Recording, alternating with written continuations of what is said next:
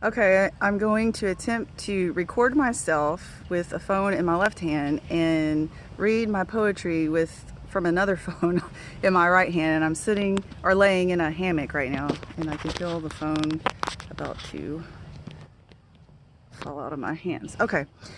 Anyway, this one is called The Wheel of Progress. Trapping compartments apart from engaging makes no sense to a wheel of progress that continues where it left and it leaves no beginning, thus completely engaging the reader and thinker, the mover and shaker, the bender and biter, renegade and fighter. Life is learning, cannot be undone, and a spoke removed is an illusion to the faithless, who cannot see the layout that learning is the life of a wheel of a whole man revolving. Okay, I'm gonna have to put sunglasses on.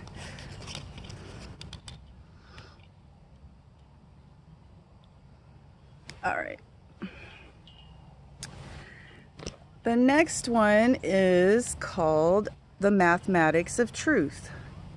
They say all truth is relative, an apathetic philosophy hinging on fearful subtractions, where the dividend is my end, divide and conquer.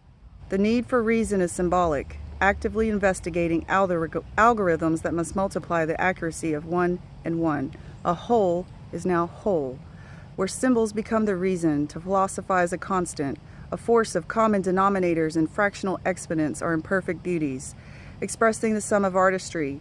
Truth is established not by mere chance. It is the sum of salvation that a man may reciprocate the oneness of God.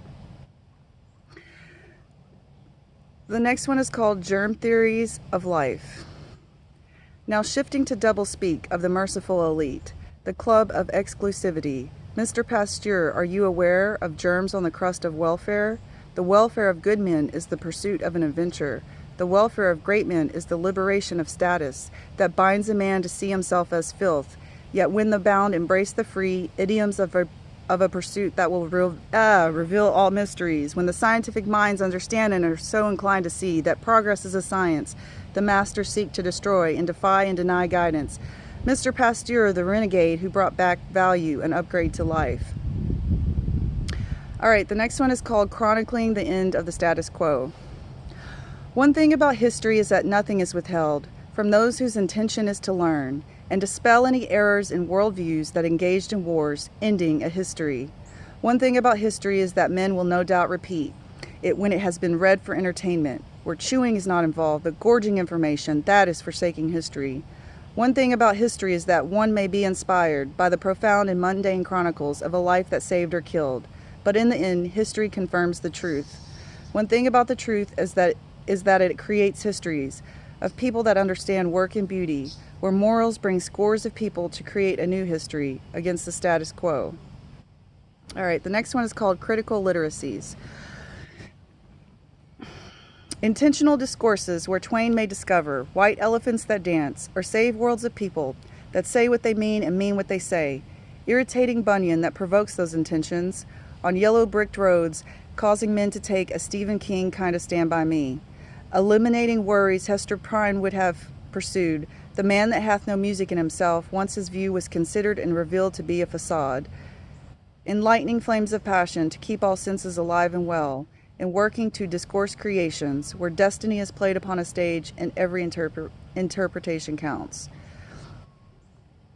The next one is called Fine Art and Passionate. This is probably my favorite one out of this series of poems, which I didn't mention. This is a series.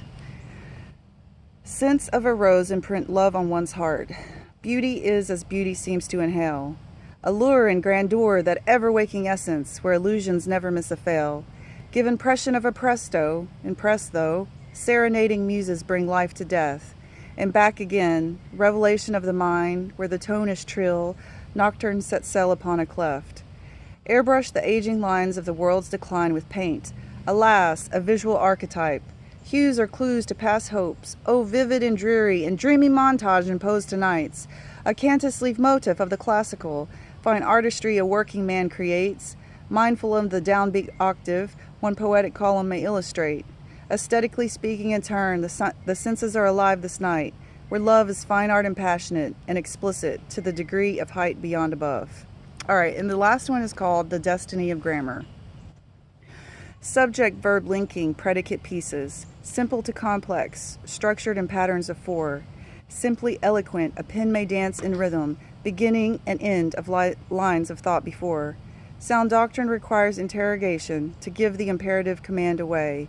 To declare or exclaim is a matter for muse, who keeps the worlds in line where worlds may stay.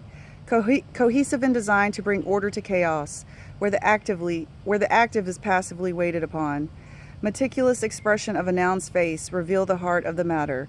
Echelon, that keeps a theater in its business, creating and remaking the world of words, where grammar rules the forefront of mention, and parts of speech become initiatives.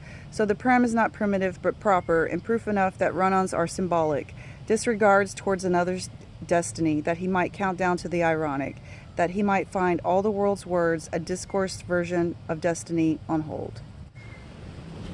All right, so that was a very, very rough draft.